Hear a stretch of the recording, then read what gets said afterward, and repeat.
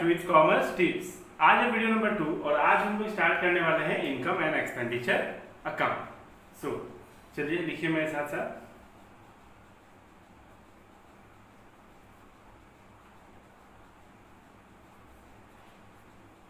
It is a nominal account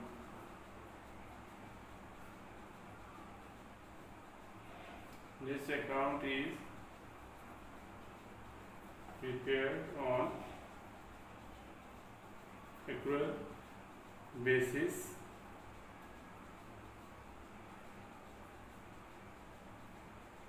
difference between the two sides is either surplus or deficit. In this account both cash and credit transaction are recorded. Only revenue receipts and revenue expenditure are recorded in income and expenditure account. So income and expenditure account क्या होता है? ये एक nominal account है। सबसे पहले तो nominal account का रूल क्या था, आप लोगों ने पढ़ा था 11 में। Debit all expenses and losses, credit all income and gain, यही था। Debit all expenses and losses, credit all income and gain, yes और नो। तो it is a nominal account. Income and expenditure क्या है? नॉमिनल अकाउंट है। Okay फिर number 2, this account is prepared on accrual basis. Accrual basis पे prepare होता है, yes और नो। सो जैसे कि हम लोग लिखते थे ना, देखिए पहले देखिए हम लोग क्या बनाते थे, पहले प्रॉफिट एंड लॉस अकाउंट बनाते थे, यस और no. So profit and loss account में हम लोग क्या लिखते थे, मान लीजिए ये पीएल अकाउंट है। ओके ये पीएल अकाउंट है। जो भी एक्सपेंसेस होते थे हम लोग क्या लिखते थे, डेबिट साइड में, और जो भी इनकम होते थे वो लिखते थे क्रेडिट साइड में। तो हम लोग लिखते थे ना, जैसे रेंट, तो रेंट में क्या लिखते थे, आउटस्टैंडिंग एड आउटस्टैंडिंग लिखते थे, यस और नो। प्रीपेड लेस, जैसे रेंट है, सैलरी है तो लेस प्रीपेड, यस और नो। आउटस्टैंडिंग ऐड करते थे, प्रीपेड लेस करते थे, यस और नो। तो ये भी वैसे ही है। इनकम एंड एक्सपेंडिचर भी लाइक पीएल अकाउंट ही है, यस और नो। तो इनकम एंड एक्सपेंडिचर में क्या होता है, इनकम एंड एक्सपेंडिचर अकाउंट। जैसे हम लोग पीएल अकाउंट बनाते थे, ओके, तो वैसे ही यहाँ पे आपका एक्सपेंडिचर बनेगा और इनकम, यस और नो। और जो भी आउटस्टैंडिंग होंगे वो प्लस होंगे, जो भी प्रीपेड होंगे वो लेस होंगे। क्योंकि आप समझिए, जैसे मान लीजिए हमें रेंट देना था, यस और नो। तो अगर हम लोगों ने रेंट दे दिया है, पर मंथ रेंट है 1000 रुपीज, ओके। हम लोगों ने 11 मंथ का रेंट दे दिया है, 11 मंथ का रेंट पे कर दिया है, यस और नो। तो 11,000 पे हो गया है, लेकिन हमें देना कितना है, हमें तो देना है 12,000, यस और नो। तो हमें क्या करना पड़ेगा, ऐड, हम लोग क्या करते थे, ऐड आउटस्टैंडिंग 1000, यस और नो। हम लोग क्या करते थे, ऐड आउटस्टैंडिंग 1000। यहाँ पे समझिए अच्छे से। मान लीजिए हमें रेंट देना है 12 मंथ का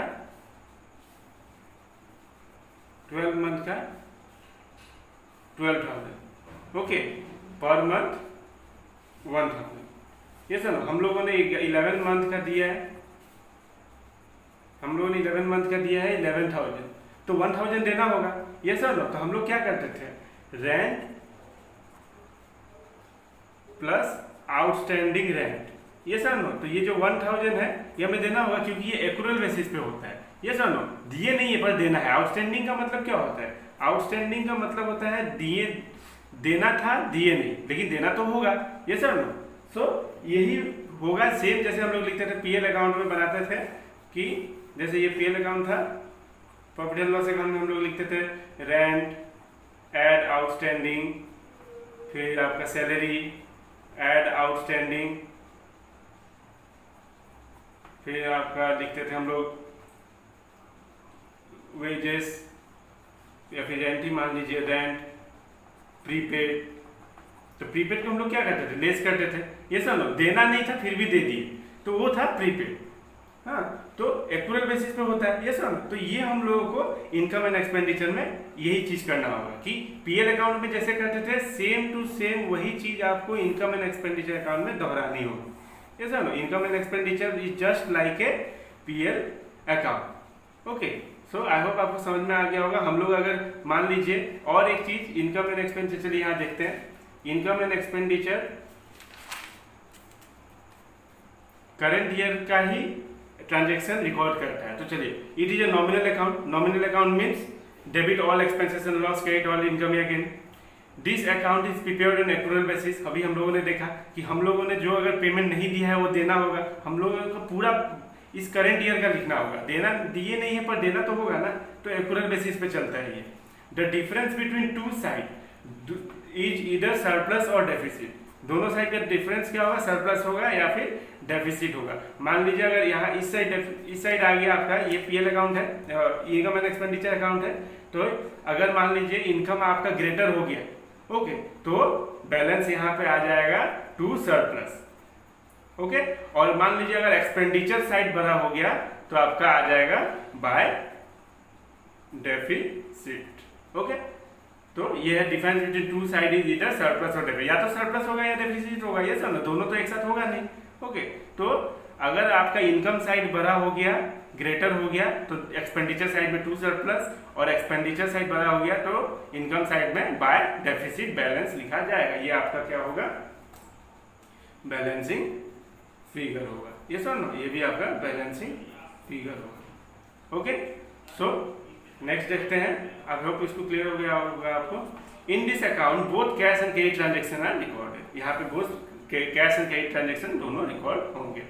only revenue received, the most important, only revenue received and revenue expenditure are recorded. मतलब छोटे मोटे जो रिसिप्ट होंगे और छोटे मोटे जो एक्सपेंडिचर होंगे वही रिकॉर्ड किए जाएंगे।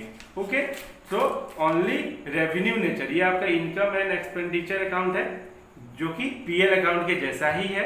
यहाँ पे आपका क्या होगा? एक्सपेंडिचर और इधर इनकम। तो ओनली रेवेन्यू नेचर, आपका ओनली रेवेन्यू नेचर ही रिकॉर्ड होगा। Okay, revenue nature means revenue expenditure और इधर रेवेन्यू इनकम। ठीक है, और मोस्ट इंपॉर्टेंट जो बात है, only current year transaction are recorded. ये तो सबसे ज्यादा इंपॉर्टेंट बात है। सारा तो इंपॉर्टेंट ही है, लेकिन इसको ध्यान में रखना है हम लोगों को। ओनली करंट ईयर ट्रांजैक्शन, जो कि करंट ईयर का होगा वही चीज आपको रिकॉर्ड करनी होगी। ओके, बाकी प्रीवियस ईयर का है नहीं होगा, नेक्स्ट ईयर का है नहीं होगा। ओके, ये दोनों नहीं होगा। ओके, सिर्फ only and only current year, only current year का ट्रांजैक्शन ही आपको रिकॉर्ड करना होगा। तो आई होप आपको इतना क्लियर हो गया होगा। सो क्या क्या देखा हम लोगों ने, एक बार देख लेते हैं। It is a nominal account, सही है। डेबिट में सारे एक्सपेंसेस एंड लॉस लिखेंगे और क्रेडिट में और इनकम या गेन लिखेंगे। This account is prepared on accrual basis, accrual basis पे प्रिपेयर करना है। आउटस्टैंडिंग एड होंगे, प्रीपेड लेस होंगे, ये सब हाँ करंट ईयर के ही लिखने हैं हमें। हाँ, ये बहुत most important thing is we have to write only current year transaction. The difference between two side is इधर सरप्लस और deficit. Difference between two side surplus आएगा या तो डेफिसिट आएगा। अगर इनकम साइड बड़ा हुआ तो सरप्लस आएगा और एक्सपेंडिचर साइड अगर आपका ग्रेटर हुआ तो डेफिसिट आएगा।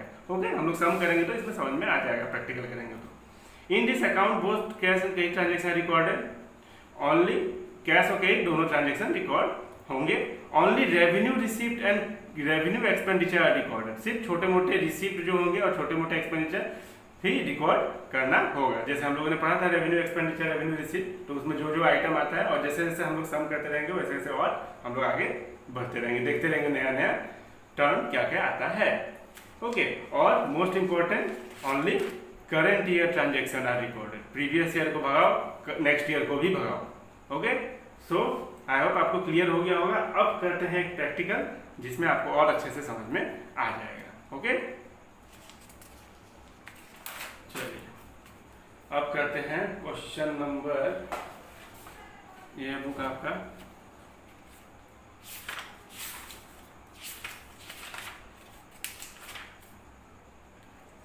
Prepare income and expenditure account. Okay, prepare income and expenditure account 40 करते हैं। Prepare income and expenditure account for the year ended 31 March 2021 from the following. Debit में आपका जो भी रिसिप्ट है आपका डेबिट में दिया हुआ है, subscription, sale of investment, sale of old furniture, donation. ये डोनेशन क्या है? जनरल डोनेशन है। ओके, स्पेसिफिक होता तो बता देता। Salary, rent, stationery, defence, bond, furniture, bicycle. Okay, तो चलिए देखते हैं कि हमारा एक्सपेंडिचर, इनकम एंड एक्सपेंडिचर में क्या क्या आइटम आता है। तो चलिए question number 40,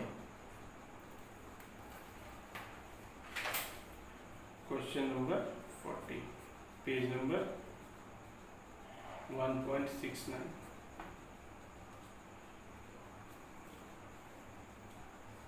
format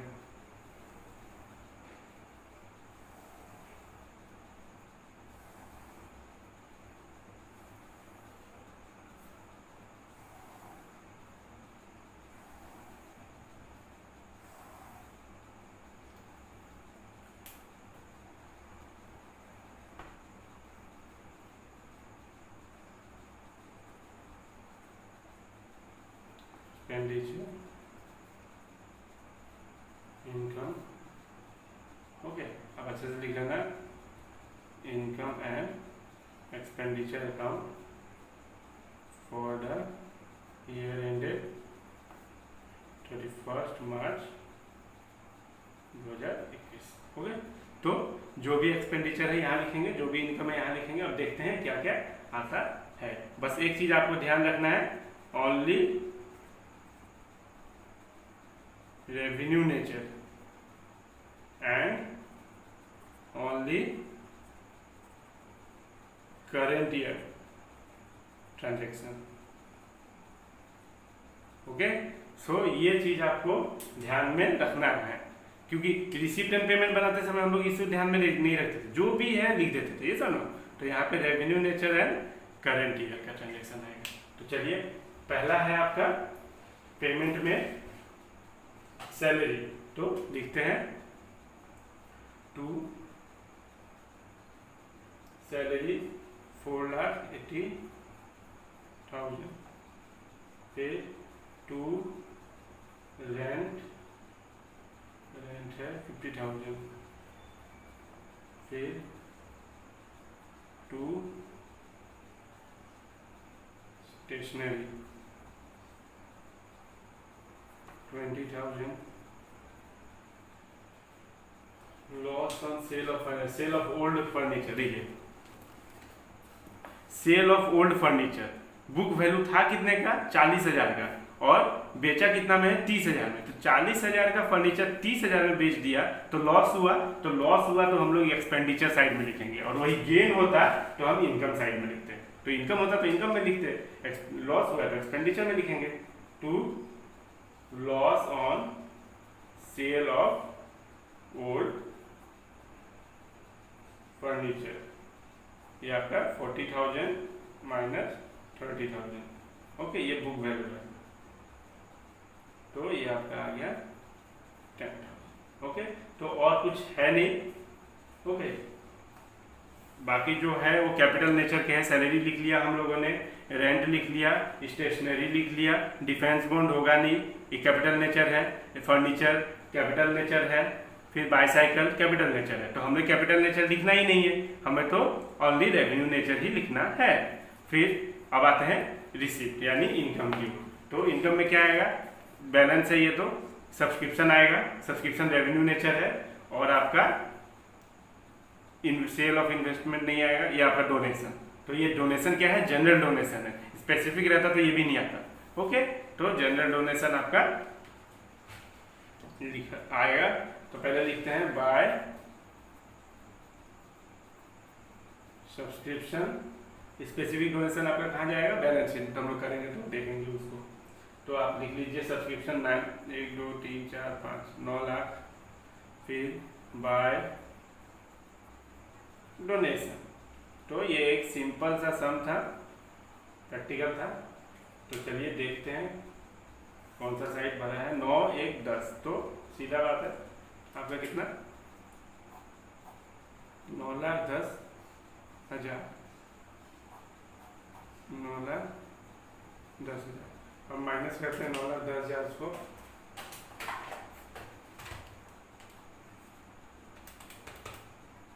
minus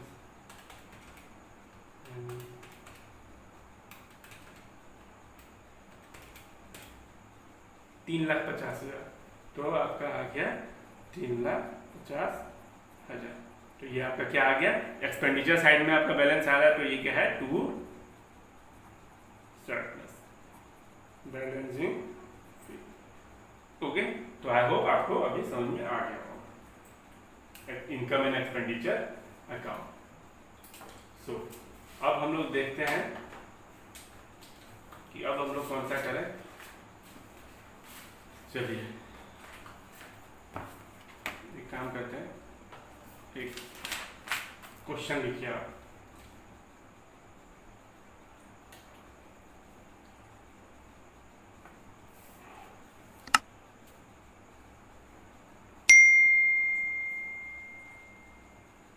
fees collected including ₹80,000 for the previous year, 3,80,000। Okay, फिर ये तो पहला वाला था। दूसरा, fees outstanding for the year, 10,000। Salary paid including 3,000 for the current, 3,000 for the previous year।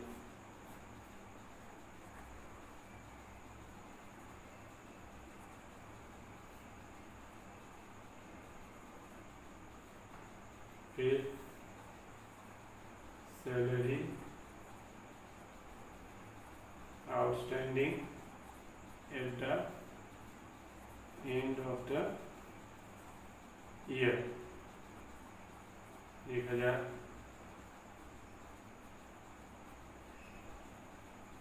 Entertainment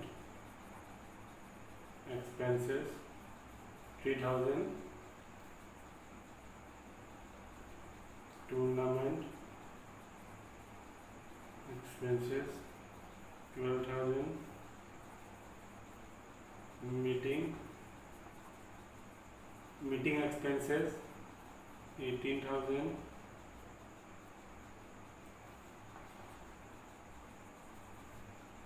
travelling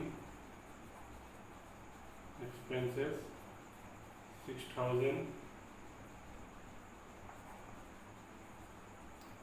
purchase of books and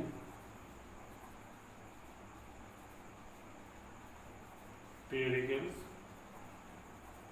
including ₹19,000 for purchase of books 29,000, rent paid, ये rent paid है, okay. Postage and telephone,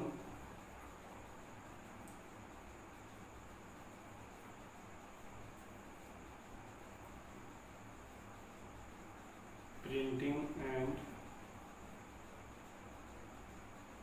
stationery 4,000, donation received 20,000, okay. Prepare income and expenditure account, okay.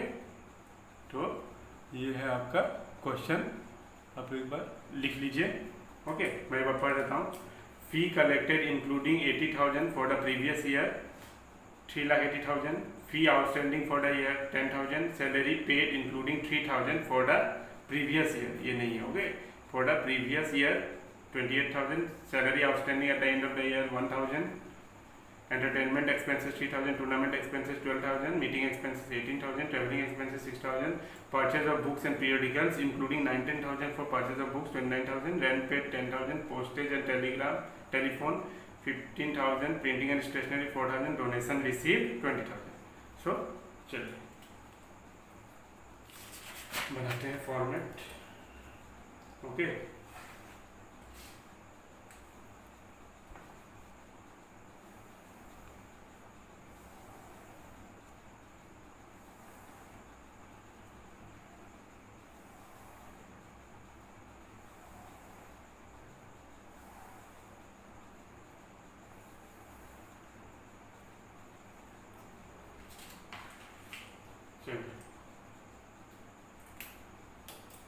तो debit, credit, expenditure, income, amount, तो income and expenditure account, okay. So income and expenditure account के बाद अभी हम लोगों को देखना है कि क्या क्या होगा। सो सबसे पहले देखिए,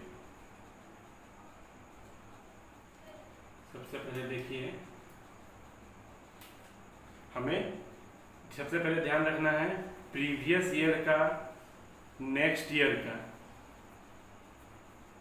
प्रीवियस ईयर का हो या नेक्स्ट ईयर का हो, ये हमें हटाना है, ओके। ये हमें माइनस करना होगा, ओके। और कैपिटल नेचर का नहीं लेना है, okay. Only we have to, okay. तो कैपिटल नेचर का नहीं लेना है, तो ये भी आपको याद रखना होगा। तो चलिए सबसे पहला क्या है, फी कलेक्टेड, ओके। फी कलेक्ट हुआ है including 80,000 for the previous year. 80,000 कब का था? प्रीवियस ईयर का था, 3,80,000। तो पहले लिखते हैं फी बाय फी 3,80,000, ओके। फिर इसमें including 80,000 for the previous year, previous year का 18,000 था, ओके। तो लेस करना होगा, प्रीवियस ईयर का हम लोग को इस बार लिखना ही नहीं है, ये सर ना। तो लेस कीजिए, लेस फी प्रीवियस ईयर, ओके।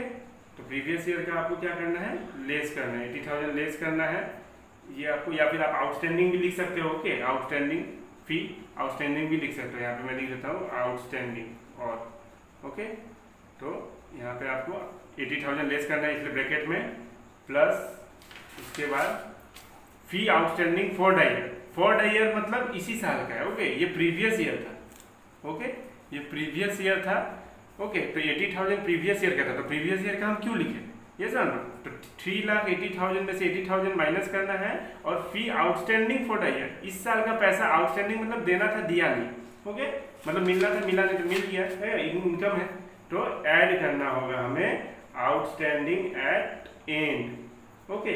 तो ये करंट ईयर का है, सीधी बात है। ये कौन से ईयर का है, ये करंट ईयर का है, ये याद रखिएगा, करंट ईयर का है ये। तो ये एंड का आउटस्टैंडिंग है, तो ये आपका क्या होगा, ऐड हो जाएगा 10,000, तो ये आपका कितना हो जाएगा 3,80,000 और ये 3,10,000। ओके, फिर salary paid including 3,000 for the previous year. Salary paid हुआ है 28,000, उसमें से 3,000 पिछले साल का था, तो ये तो माइनस होगा। Okay, salary outstanding at the end of the year, यही वाला है, जैसे फी आउटस्टैंडिंग फॉर द ईयर था ना, यही है salary outstanding at the end of the year. Okay, तो एंड में आउटस्टैंडिंग हुआ है, तो ये आपका क्या होगा, ऐड होगा। यस और नो? तो एंड में आउटस्टैंडिंग में मतलब क्या, ये आपका ऐड होगा। जैसे एक चीज आउटस्टैंडिंग का एक चीज समझ लीजिए, यहीं पे मैं बता देता हूँ, हम लोग सब्सक्रिप्शन करेंगे तो समझेंगे। जैसे मान लीजिए अप्रैल टू मार्च चलता है, यस और नो? तो आउटस्टैंडिंग का मतलब क्या, APRI। ओके, आउटस्टैंडिंग का मतलब क्या, देना है दिया नहीं। तो कोई मार्च में आके आपको आउटस्टैंडिंग का पैसा देता है, ओके, तो ऐसे ही नहीं देगा ना। आउटस्टैंडिंग का पैसा अगर कोई मार्च में आपको आगे 1,000 देता है तो जरूर इसी मंथ का होगा ना, एंड में दिया है आपको। और अगर बिगिनिंग में देता है तो आउटस्टैंडिंग प्रीवियस ईयर का होगा, तो ये माइनस होगा। लेकिन आउटस्टैंडिंग एंड में, मार्च में कोई आया एंड में और बोला कि ये लीजिए आपका पैसा देना था, ये लीजिए आपका पैसा। ओके, तो ये जरूर इसी साल का होगा ना। मार्च में है तो फरवरी का हो सकता है, जनवरी, दिसंबर, नवंबर, इसी साल में होगा ना। तो इसीलिए ये हम लोग क्या करते हैं, आउटस्टैंडिंग एट एंड ऐड करते हैं। ओके, तो चलिए लिखते हैं 2 सैलरीज 28,000, फिर क्या था,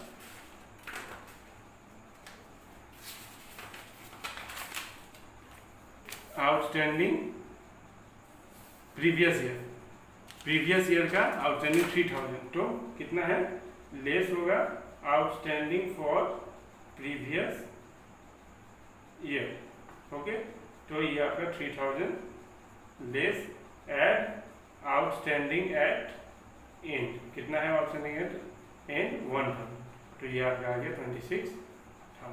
तो आई होप आपको ये चीज समझ में आ गया होगा, क्योंकि हम लोग को सिर्फ करंट ईयर का ही रखना है, तो हम लोग प्रीवियस ईयर का नहीं रखेंगे, तो माइनस। और सब salary outstanding at the and में आउटस्टैंडिंग हुआ है, मतलब एंड में कोई नहीं दिया है, तो अप्रैल टू मार्च, तो ये 2020 का अप्रैल से लेके 2021 का मार्च तक, तो यहाँ पे आउटस्टैंडिंग हुआ है, आउटस्टैंडिंग यहाँ पे हुआ है। तो यहाँ पे अगर कोई नहीं दिया है, दे रहा है, तो जरूर ये इसी साल का पैसा होगा ना, इसी ईयर का होगा ना, 20 से 21 का। ओके, तो ये आपका करंट ईयर का पैसा है, तो इसीलिए हम लोग इसको ऐड करते हैं। तो आपको आई होप क्लियर हो गया होगा। चलिए अब नेक्स्ट क्या है, entertainment expenses, travelling, tournament expenses, ये सब लिख लेते हैं।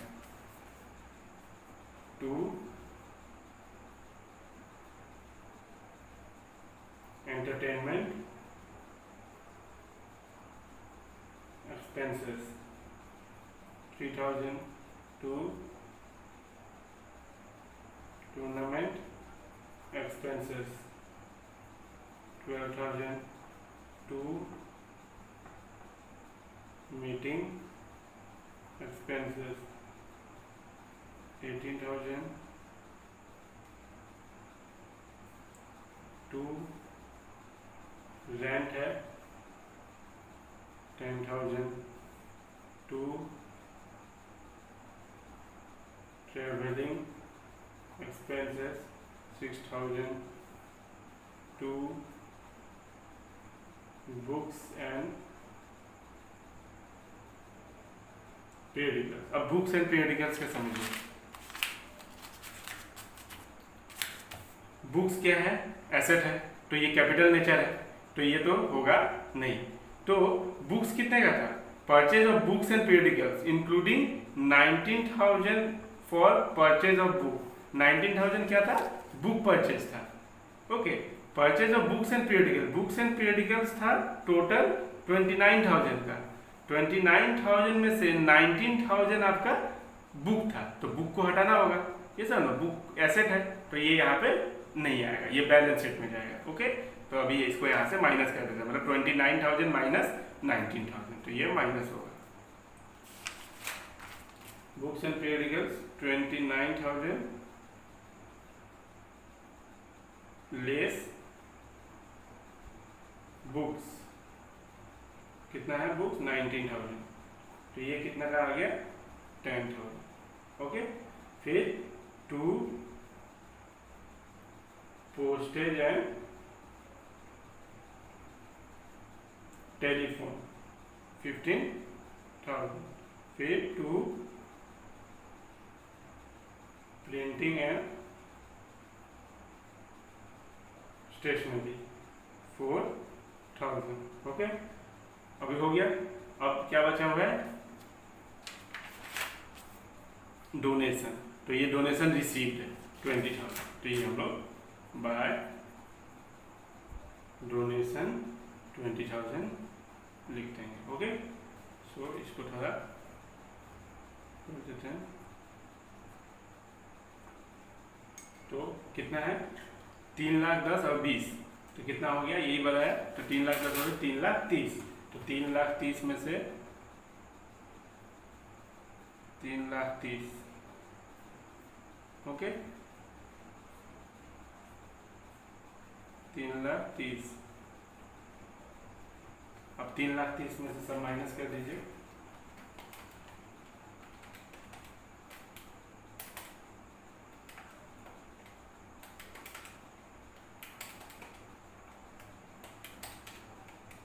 -10,000 -10,000 -6,000 -10,000 -15,000 -4,000, तो 2,26,000। तो यहाँ पे आया एक्सपेंडिचर साइड में आया बैलेंस, तो क्या होगा 2 सरप्लस। कितना होगा सरप्लस 2,26,000। ओके, तो आई होप आपको समझ में आ गया होगा। बस इतना ही ध्यान रखना है इनकम एंड एक्सपेंडिचर अकाउंट में कि करे प्रीवियस ईयर, नेक्स्ट ईयर ये हमें नहीं लिखना है। कैपिटल नेचर हमें नहीं लिखना है, हमें सिर्फ रेवेन्यू नेचर लिखना है, वो भी सिर्फ करेंट ईयर का और एक्यूरल बेसिस पे चलता है ये। ओके, जो भी है हमें आउटस्टैंडिंग हमें ऐड करने होंगे एंड के। ओके, और ये आपका प्रीपेड जो भी है प्रीवियस ईयर के हटाने होंगे, एक्यूरल बेसिस पे चलता है ये सब। तो ये है आपका income and expenditure account. I hope आपको इनकम एंड एक्सपेंडिचर समझ में आ गया होगा। और वैसे भी इनकम एंड एक्सपेंडिचर हम लोगों को करना ही है, जितना भी सम है income and expenditure and balance sheet तो हमें बनाना ही है। तो हम लोग एक काम करते हैं, अब नया टॉपिक स्टार्ट करते हैं। आई होप आपको समझ में आ गया होगा। Okay,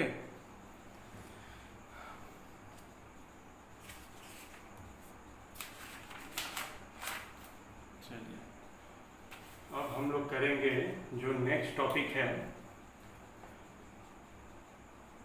3rd number, balance sheet. अब बैलेंस शीट क्या देख लेते हैं, इसे क्या कहते हैं, फंड बेस्ड अकाउंटिंग भी बोलते हैं। तो सबसे पहले देख लेते हैं इसका फॉर्मेट। ओके, तो फॉर्मेट मेरे साथ साथ बनाइए, जो कि सबसे ज़्यादा इम्पोर्टेंट तो फॉर्मेट ही है।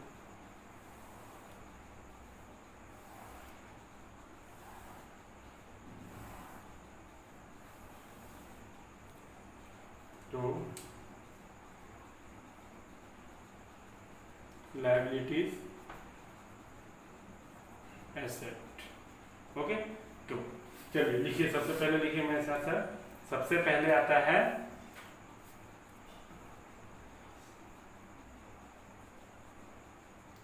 कैपिटल फंड और जनरल फंड। ओके, तो ये हो गया आपका हेडिंग। ओके, फिर आता है आपका इसमें ओपनिंग बैलेंस। तो ओपनिंग बैलेंस हम लोग यहाँ लिख लेते हैं।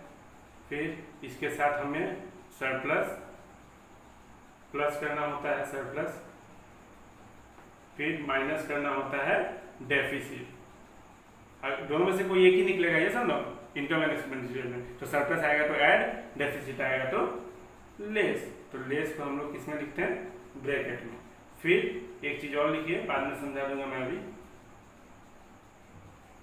Transfer from other fund, okay. तो ये आपको लिखना होगा इधर में। फिर ऐड लाइफ मेंबरशिप फी, तो ये भी आपका इसमें आ जाएगा।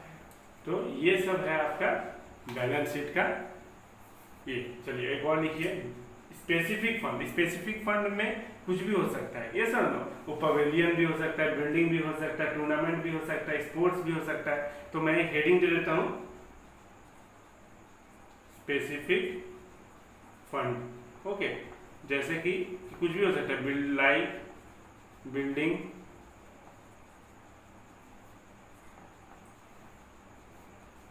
टूर्नामेंट,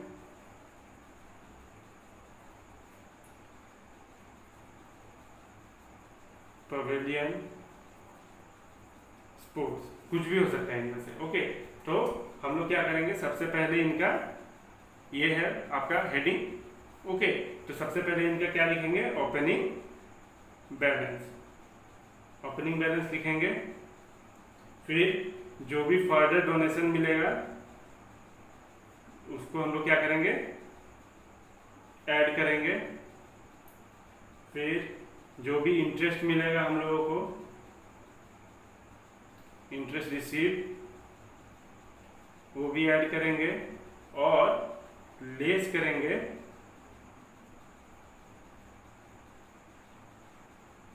एक्सपेंसेस, एक्सपेंसेस क्या करेंगे, लेस करेंगे। और एक चीज लेस करेंगे, transfer to capital fund, transfer to capital fund, ये हम करेंगे लेस। तो लेस वाला ब्रैकेट में आप लिख दीजिए ताकि आपको समझ में आ जाए, ओके। तो हम लोग क्या करेंगे, ये सब लेस। तो ये है आपका कैपिटल का, ओके। तो ट्रांसफर ऑफ कैपिटल फंड, ये हम लोगों को समझना है, ओके। अभी तो पूरा समझना ही है, पहले लिख लीजिए, उसके बाद मैं समझा देता हूँ, ओके।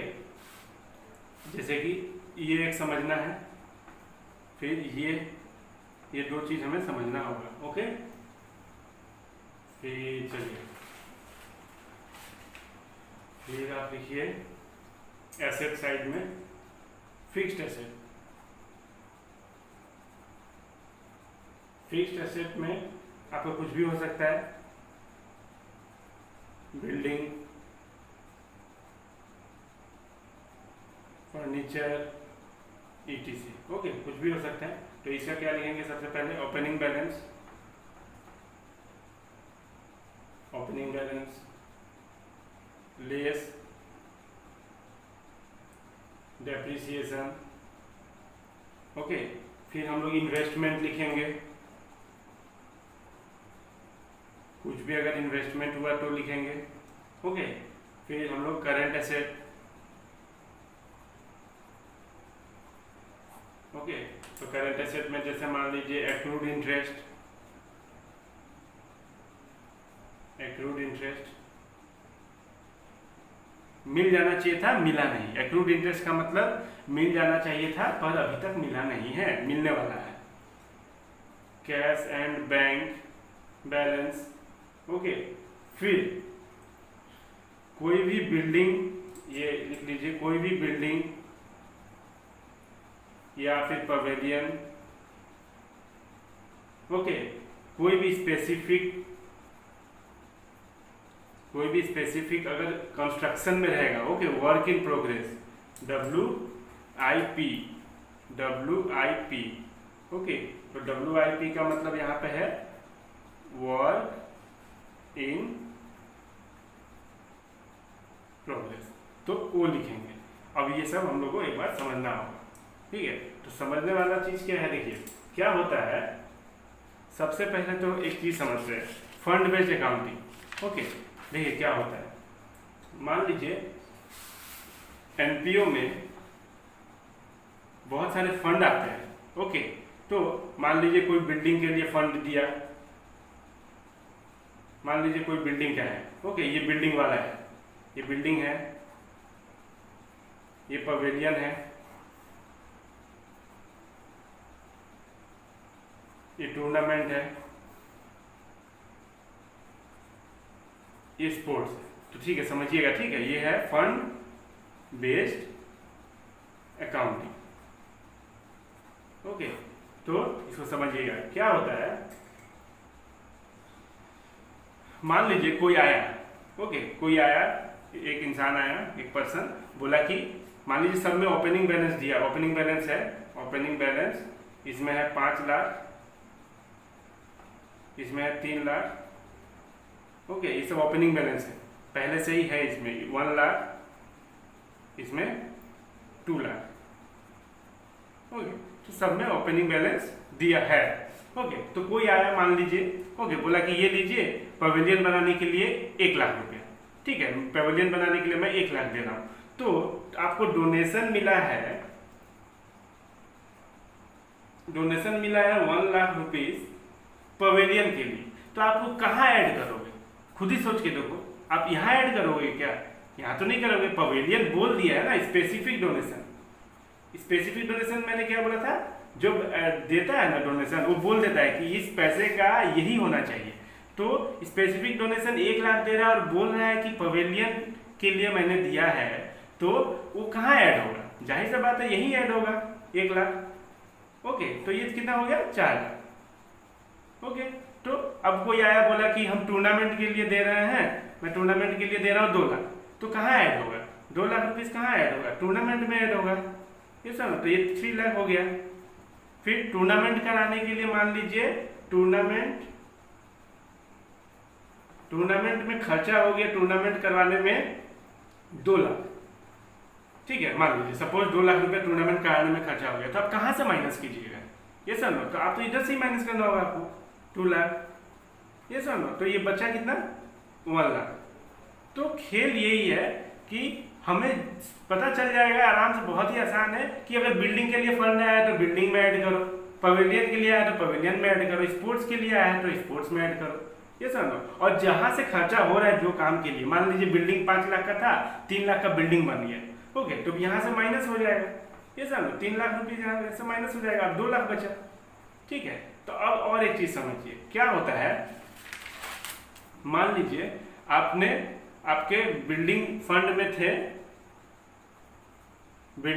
में थे 10 लाख, ओके, जिसमें से 6 लाख का बिल्डिंग बन गया।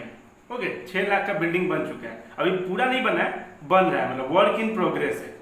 ओके, तो अभी ध्यान से समझिएगा, 6 lakh rupees work in progress है, वर्क इन प्रोग्रेस बिल्डिंग। तो 6 लाख रुपए का तो आपका एसेट बन गया, ये समझो। तो 6 लाख रुपए का तो आपका बिल्डिंग बन गया ना, तो बिल्डिंग क्या है? एसेट है ना, भले ही पूरा नहीं बना है बिल्डिंग, हाँ, लेकिन 6 लाख अभी तक तो बना है, इसमें 6 लाख रुपया खर्चा हो गया है, तो वो आपका एसेट तैयार हो गया है। तो एसेट में वो कहाँ, यहाँ लिख देंगे हम लोग 6 लाख रुपया। ओके, 6 लाख रुपया लिख देंगे, ठीक है। 6 लाख रुपया लिखने के बाद ये कहाँ से माइनस होगा? 6 लाख का तो बिल्डिंग बन गया, 10 लाख बैलेंस था, 10 लाख में से 6 लाख का तो बिल्डिंग बन गया, तो 6 लाख का तो एसेट एक बन गया, अभी वर्क इन प्रोग्रेस है। ओके, मान लीजिए, या फिर अंडर कंस्ट्रक्शन है, या फिर अंडर कंस्ट्रक्शन, एक ही बात है। ओके, वर्क इन प्रोग्रेस बोलिए, वर्क इन प्रोग्रेस है, ओके, WIP, और वर्क इन प्रोग्रेस बोलिए या फिर अंडर कंस्ट्रक्शन बोलिए। तो 6 लाख का तो आपका एसेट तैयार हो गया, तो ये कहाँ से माइनस करेंगे हम लोग? बिल्डिंग बना है तो कहाँ से माइनस करेंगे? इधर स्पेसिफिक फंड से, ये सर नो, यहाँ पे बिल्डिंग से ओपनिंग बैलेंस जो भी था एक्सपेंस, ये आपको कहाँ से करना पड़ेगा? ये वाला, ये जो है ना आपको दिखाई दे रहा है, ये जो ट्रांसफर टू कैपिटल फंड है यही है। तो यहाँ पे हम लोग क्या लिखेंगे? ये 6 लाख है, ये वाला नीचे वाला। तो 6 लाख रुपए का बिल्डिंग एसेट तैयार हो गया। फिर 6 लाख रुपया कहाँ से माइनस होगा? यहाँ से माइनस होगा, ये रहा transfer to capital fund 6 lakh रुपया, और ये 6 लाख रुपया फिर कहाँ चला जाएगा? यहाँ चला जाएगा, और ये यहाँ ऐड हो जाएगा transfer from other fund, other मतलब ट्रांसफर फ्रॉम बिल्डिंग फंड, अभी बिल्डिंग से आया ना तो इसको आप अदर की जगह बिल्डिंग लिख सकते हो, तो ये आपका इधर प्लस हो जाएगा, ये समझो। तो यही खेल 3 जगह आपको दिखाना पड़ेगा, एक यहाँ 6 लाख यहाँ लिखने के बाद यहाँ से माइनस होगा 6 लाख, ये नीचे वाला, ये समझो, और यहाँ से माइनस होके फिर ये यहाँ चला जाएगा, यहाँ पे 6 लाख रुपीज प्लस हो जाएगा। ओके, तो आई होप आपको समझ में आ गया होगा। हम लोग एक करते हैं क्वेश्चन और अच्छे से क्लियर हो जाएगा। ओके, और फंड का क्या है, फंड का यही केस है, फंड जिसके लिए आएगा उसमें ऐड होगा, जो एक्सपेंसेस होगा उसमें ऐड होगा, उसमें लेस होगा, जो इंटरेस्ट आएगा, मान लीजिए आपको इंटरेस्ट रिसीव्ड फॉर पवेलियन में, पवेलियन का आपने इन्वेस्टमेंट किया था, इंटरेस्ट रिसीव्ड हुआ है 50,000, ठीक है, तो 50,000 कहाँ प्लस होगा, यहाँ पे प्लस होगा 50K, ये समझो, तो 4.5 लाख, तो जो जहां से आएगा पता चल जाएगा, बहुत ही आसान है। चलिए एक करते हैं,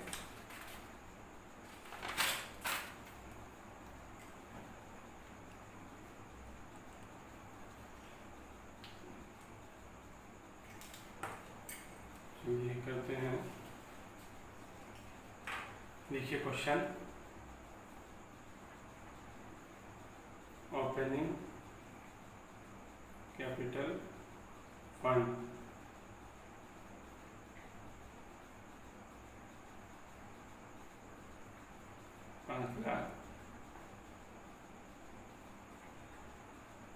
opening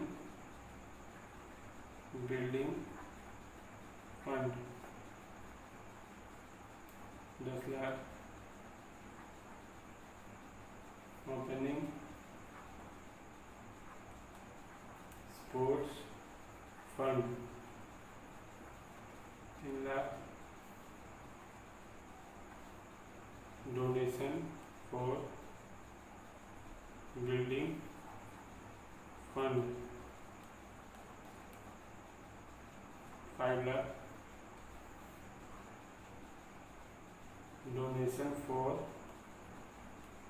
sports fund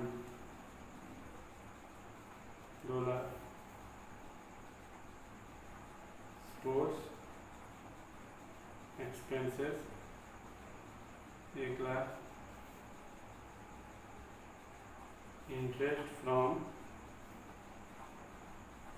sports fund 5,000, life membership fee,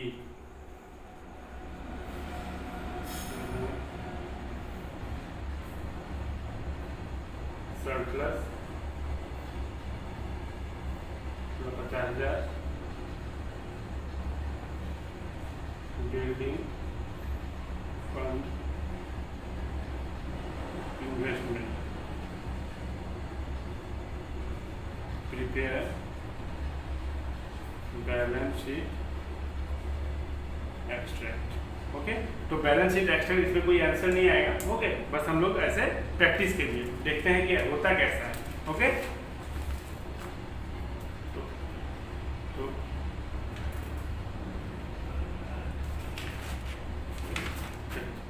तो फटाफट तैयार कर लेते हैं।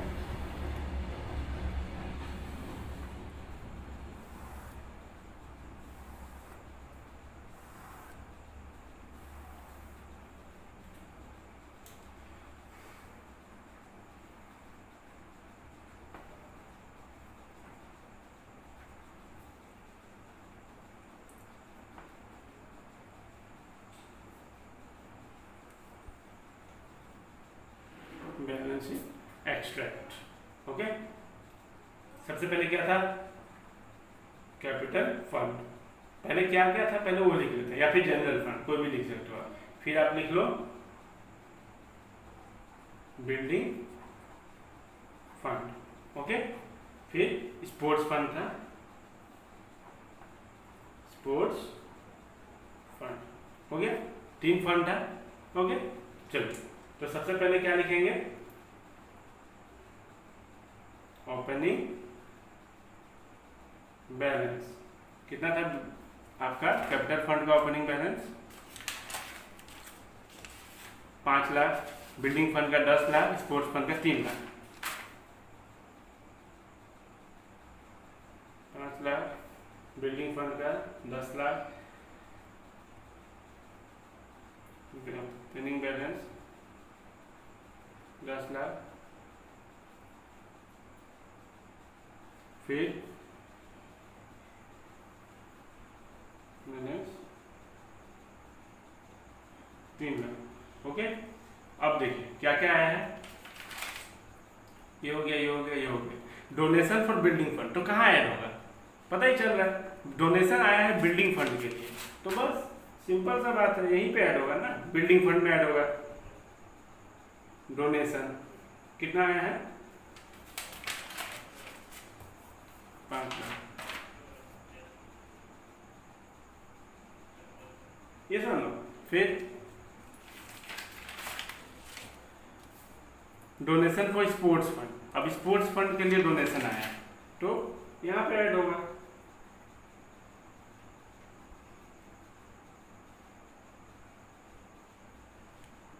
फिर स्पोर्ट्स एक्सपेंसेस, तो एक्सपेंसेस खर्चा हुआ है स्पोर्ट्स का, तो यहीं पे माइनस होगा। ये सुनो,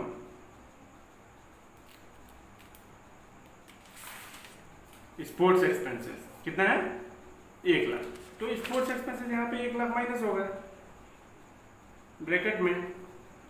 फिर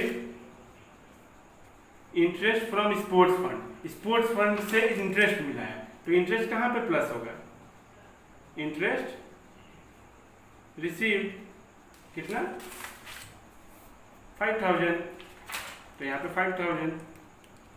ओके, फिर life membership fee, life membership fee कहाँ पे ऐड होता है, आपका कैपिटल फंड में, तो ऐड लाइफ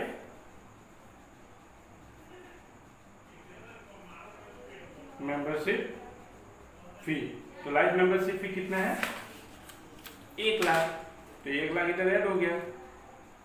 फिर सरप्लस, सरप्लस कहाँ ऐड होता है, यहाँ, वही डेफिसिट होता है, यहाँ पे माइनस हो जाता है। ओके, 2,50,000। फिर बिल्डिंग फंड इन्वेस्टमेंट, तो इन्वेस्टमेंट कहाँ आता है, हम लोगों ने फॉर्मेट में कहाँ देखा था इन्वेस्टमेंट, ये रहा, ये सर नो। सो हमें इन्वेस्टमेंट कहाँ लिखना है, यहाँ पे बिल्डिंग फंड इन्वेस्टमेंट, ये आपका कितना है, जो भी अमाउंट हो, अमाउंट से कुछ लेना देना नहीं है, अभी बस हम लोग प्रैक्टिस कर रहे हैं कि कौन सा क्या चीज, कौन से टर्म का ट्रीटमेंट कहाँ होता है, ये सब। तो आप ये प्लस कर लो, ये प्लस करके लिख लो, ये प्लस करके लिख लो, ये प्लस करके लिख लो। ओके, तो ये है बैलेंस शीट एक्सट्रैक्ट, इसमें आंसर नहीं आएगा, बस हम लोग सीखे हैं कि कौन सा टर्म, कौन सा आइटम किधर आता है। ओके, तो आई होप आपको अभी तक क्लियर हो गया होगा इतना, और करेंगे तो और अच्छे से और क्लियर हो जाएगा। ये सब, तो चलिए एक और करते हैं, ताकि हम लोग का और अच्छे से क्लियर हो जाए। ओके, चलिए लिखिए question.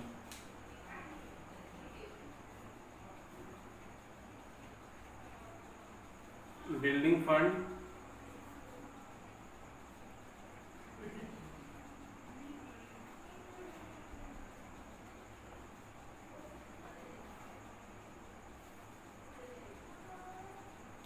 donation received for the building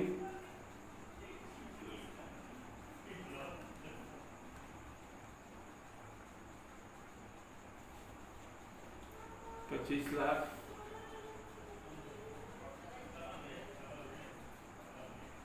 expenditure on building construction bracket में WIP वर्क इन प्रोग्रेस। चलिए आ गया ये, अब इसका ट्रीटमेंट कैसे होगा हम लोग देखेंगे। Tournament fund as on 1 April 2020 15,000 donation received for tournament the tournament expenses 40,000 proceeds from sale of tournament ticket 3,50,000 नहीं 35,000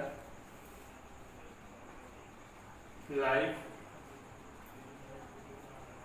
membership fee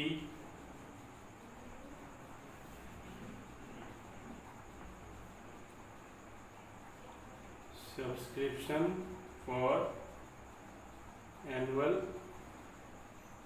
dinner to be held on 31st May 2021। तो ये कितना है आपका 60,000 subscription for annual dinner yet to be received 10,000 capital fund 25,00,000। Okay, prepare balance sheet extract. Okay, तो ये है question, आप एक बार इसको लिख लीजिए। ओके, चलिए तो जल्दी से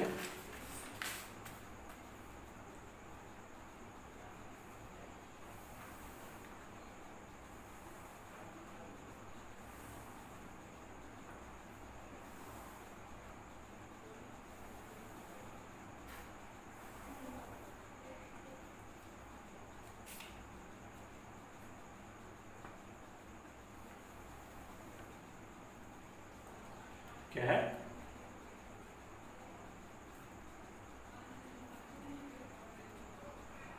balance sheet extract, liabilities, asset, ठीक है। तो क्या कह रहा है, जल्दी जल्दी लिख लेते हैं। कैपिटल फंड, फिर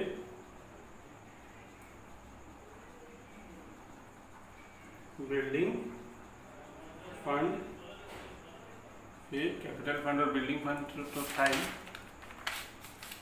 building fund, capital tournament fund,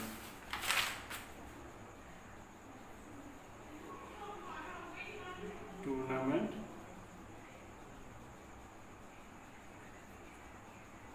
fund. Okay, तो ये है आपका ओपनिंग बैलेंस,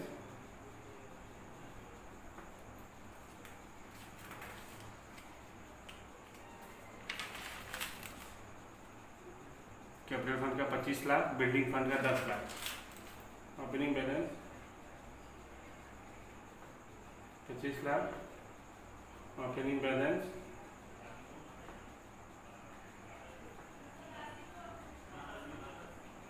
10 लाख, फिर टूर्नामेंट फंड का opening balance 15,000, only 15,000। Opening balance 15,000। Okay, अब देखिए क्या क्या है।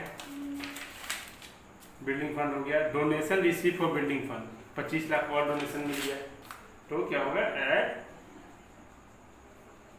डोनेशन 25, 1 2 3 4 5, 25 लाख। ओके, फिर donation for building fund, expenditure on building construction, हाँ बिल्डिंग कंस्ट्रक्शन WIP, तो ये हम लोग कहाँ लिखेंगे, इधर बिल्डिंग हम लोग का बन गया, building WIP work in progress 22,5 1 2 3 4 22,50,000 का बिल्डिंग हम लोग का तैयार हो गया ऐसे। तो जब 22,50,000 का बिल्डिंग तैयार हुआ है तो ये कहाँ से माइनस होगा? हाँ, ये चीज तो आपका इधर से आके इधर से माइनस होगा, ये सब ना। तो यहाँ पे आप लिखिएगा, क्या लिखना होता है? ट्रांसफर टू कैपिटल फंड कितना होगा? 22,50,000 22,50 1 2 3 4 ब्रैकेट के अंदर, और ये हो गया आपका। तो जो भी बैलेंस आएगा 35 लाख में से 22,50,000, तो जो भी आएगा आप लिख लेना। ओके, कितना होगा? 25 लाख और 10 लाख 35 लाख, 35 लाख में से 22,50,000, तो कितना आएगा? 35 1 2 22 50 12,50,000, तो 12,50,000। तो ये ऐसे करना है, यहां से यहां। अब यहां से कहां जाएगा? ये यहां से यहां, यही चीज, ये 22,50,000 इधर से इधर माइनस, और ये इधर से यहाँ पे प्लस। और लिखना क्या होता है? ट्रांसफर फ्रॉम बिल्डिंग, कहां से आया है? Building fund. अगर ये पवेलियन फंड से आता है तो पवेलियन फंड लिखते हैं हम लोग, तो 22,50,000 हो गया ये प्लस। फिर और क्या क्या होता है देखते हैं। एक्सपेंडिचर ये हो गया, टूर्नामेंट फंड हो गया, donation receive for tournament fund, tournament fund के लिए डोनेशन मिला है तो प्लस डोनेशन 25,000। फिर टूर्नामेंट एक्सपेंसेस, टूर्नामेंट एक्सपेंसेस हुआ है तो माइनस एक्सपेंसेस 42,000। फिर proceeds from sale of tournament ticket, tournament ticket बेच के 35,000 रुपया आया है, तो 35,000 रुपये का किस में प्लस होगा? बिल्डिंग में तो प्लस होगा नहीं, तो टूर्नामेंट का टिकट बेचे तो टूर्नामेंट में प्लस होगा ना। तो proceeds from sale of tournament ticket कितना है? 35,000। सॉरी, ये आपका ब्रैकेट में नहीं होगा। ओके, 35,000 ऐसे ही रहेगा। फिर क्योंकि पॉजिटिव है ना, प्लस है ना। तो फिर और क्या था? लाइफ मेंबरशिप फी, ये यहाँ पे ऐड होगा। लाइफ मेंबरशिप फी 40,000 बस। फिर subscription for annual dinner, annual dinner के लिए सब्सक्रिप्शन मिला है टू बी हेल्ड इन मई 2021, मई 2021 में होगा वो जरूरी नहीं है, मिला है कितना? 60,000। तो और ये है subscription for annual dinner yet to be received, तो येट टू बी रिसीव्ड ये आपका नहीं होगा, तो ये 10,000 नहीं होगा। ये आपका कितना है? Subscription for annual dinner to be held on 31 May 2021, तो ये आपका 60,000 आपका क्या होगा? इसमें यहाँ पे आ जाएगा अलग से, ये आपका इधर ऐड हो जाएगा। जो भी होगा ये इसमें 15 25 25 35 40 में से 40 और 42 -2 और प्लस 35 33,000 इधर, और इधर सब्सक्रिप्शन फॉर एनुअल डिनर 60,000 कौन सा? जो subscription annual dinner, subscription for annual dinner ये 60,000, और subscription for annual dinner yet to be received ये वाला नहीं आएगा। और कैपिटल फंड हम लोग लिख चुके हैं बस। तो यही है, इसमें आप क्या कह सकते हो? 25 लाख और 22,50,000 कितना हो गया? 25,22,50 प्लस 40 47,9 1 2 3 4। तो ये आपको ऐसे करना होगा, ये समझ। तो ये है आपका बैलेंस शीट एक्स्ट्रा। मेन चीज समझने वाला यही है, ये इधर से इधर, इधर से इधर, बस ये ऐसे। ओके, याद रखिएगा 1 2 3 3 जगह आएगा इसका ट्रीटमेंट। ओके, तो आई होप आपको क्लियर हो गया होगा। सो अब छोटा छोटा सम 1 2 ठो अब आप कर लिया हैं हम लोग।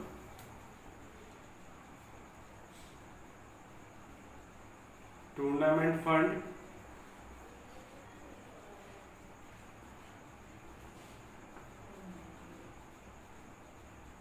Tournament expenses, received from tournament. बस, तो करते हैं इसका कैसे करेंगे। टूर्नामेंट फंड सबसे पहले क्या करेंगे, टूर्नामेंट फंड ओपनिंग बैलेंस, एक एक नंबर का आता है ये आप लोगों का। ओके, तो ओपनिंग बैलेंस कितना है 2 लाख, फिर receipt plus receipt from tournament, कितना रिसीप्ट हुआ है 80,000, तो कितना हो गया 2,80,000, फिर tournament expenses minus tournament expenses 60,000, तो आपका कितना बचा 220। बस, सो ये सब ऐसा छोटा छोटा आपको आना होगा ये सब नो। फिर एक और कर लेते हैं ताकि expenditure on construction of pavilion during the year 6 lakh. Okay, फिर the construction work in progress WIP and not yet completed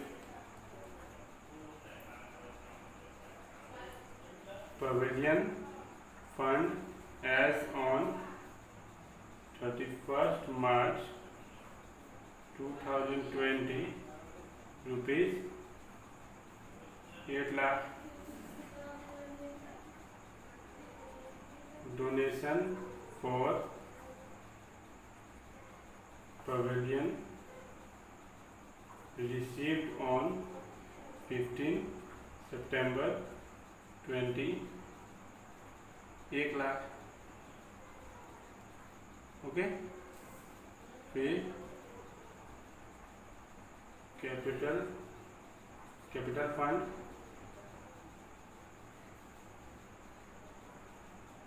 B, calculate balance sheet extract. तो बैलेंस शीट एक्सट्रैक्ट बनाना है ये सर ना, तो देखते हैं यहीं पे हो जाना चाहिए।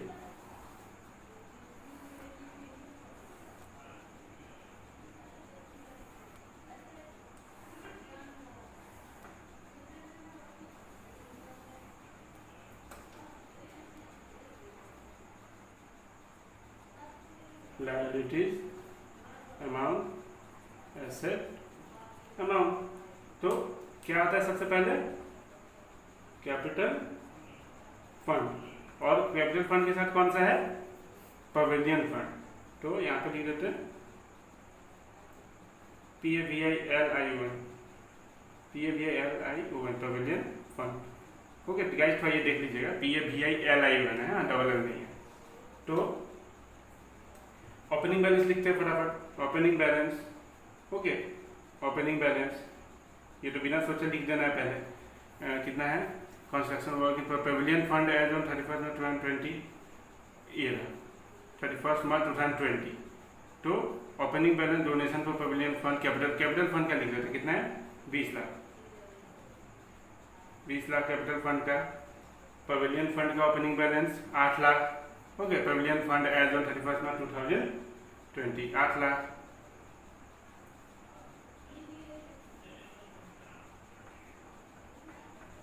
फिर expenditure on construction of pavilion during the year, construction of pavilion. Okay, the construction work in progress and not yet completed, अभी तक कंप्लीट नहीं हुआ है, ठीक है, लेकिन कितना का बन चुका है कंस्ट्रक्शन? 6 लाख का। तो कितना क्या लिखेंगे यहाँ पे? पवेलियन डबल एल हो जाएगा, WIP, कितना का बन चुका है? 6 लाख का। तो फिर ये 6 लाख का इधर से किधर आएगा? पहले लिख लेते, डोनेशन कितना मिला है? डोनेशन फॉर पवेलियन रिसीव आपका 1 लाख। तो 1 1 2 3 4 5 10 लाख कर लीजिए इसको,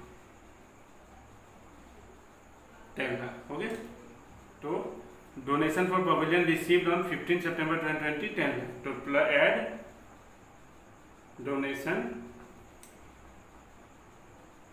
10 लाख। ओके, अब ये जो पवेलियन बना है ये आपका एसेट क्रिएट हो गया है, और ये एसेट क्रिएट हो गया तो ये कहां से माइनस होगा? ऑफ कोर्स यहीं से माइनस होगा। ट्रांसफर टू कैपिटल फंड, कितना का? 6 लाख ब्रैकेट में। ओके, फिर ये कहां चला जाएगा? यहां चला जाएगा और यहां ऐड होगा। Transfer from pavilion fund